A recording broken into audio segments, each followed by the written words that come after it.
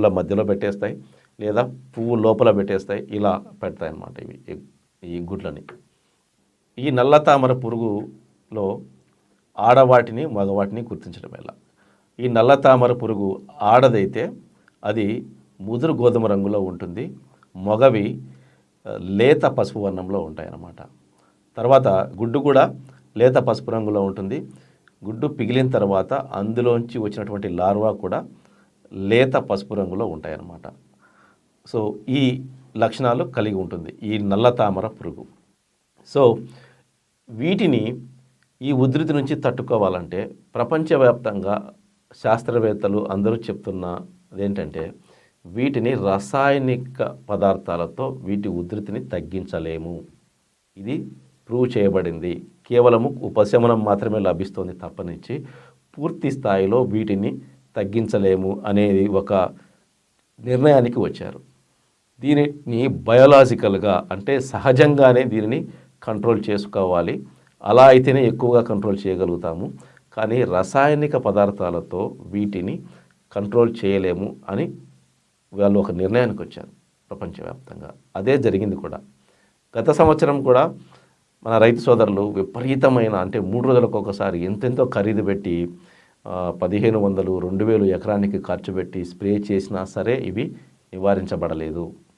అలాగే కంటిన్యూ అవడం వల్లనే దాదాపుగా నెల రోజుల్లోనే 10 సార్లు స్ప్రే చేసినా సరే ఇవి పూర్తిగా నివారించబడలేదు.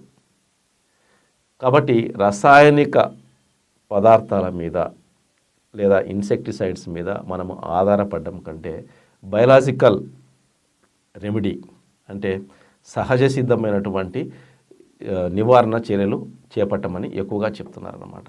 వీటికి ఈ బ్లాక్ థ్రిప్స్ని లేదా నల్ల తామర పురుగుని మనము కంట్రోల్ చేయాలంటే ఎక్కువగా అవి లార్వా దశలో ఉన్నప్పుడు మాత్రమే మనము ఈ సహజ సిద్ధమైన బయోలాజికల్ రెమెడీ అనేది ఏదైతే ఉంటుందో దాన్ని మనము పాటిస్తే ఈ లార్వా దశలో ఉన్నప్పుడు మాత్రం వాటిని మనము నాశనం చేయగలుగుతాము, వాటిని కంట్రోల్ చేయగలుగుతాము. రెక్కలు వచ్చిన తర్వాత బయోలాజికల్ పద్ధతిలో వాటిని కంట్రోల్ చేయలేము.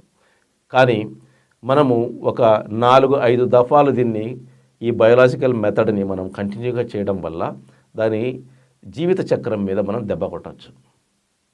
ఎందుకంటే లార్వా దశలో ఉన్న వాటిని మనం చంపుతూ పోతే తర్వాత పిగిలిన ఎగ్గు కూడా మళ్ళీ చంపడం ఇలా చేస్తూ పోతే దాని జీవిత చక్రం మీద మనము ఒక బ్రేక్ వేయడం వల్ల, దాన్ని అడ్డుకోవడం వల్ల దాని పునరుత్పత్తిని మనము ఆపివేయచ్చు వీలైనంతగా.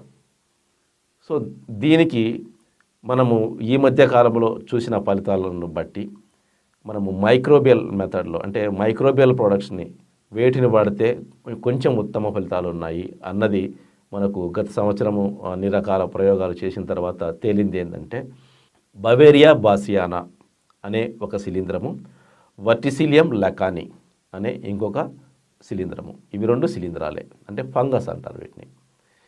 ఈ 2 ఈ నల్ల తామర పురుగు మీద ఈ నల్ల తామర పురుగు లార్వా దశలో ఉన్నప్పుడు దాని మీద కొంచెం ఎఫెక్టివ్గా పనిచేసి వాటిని కంట్రోల్ చేస్తుంది, వాటిని నాశనం చేస్తుంది అన్నది తేలింది.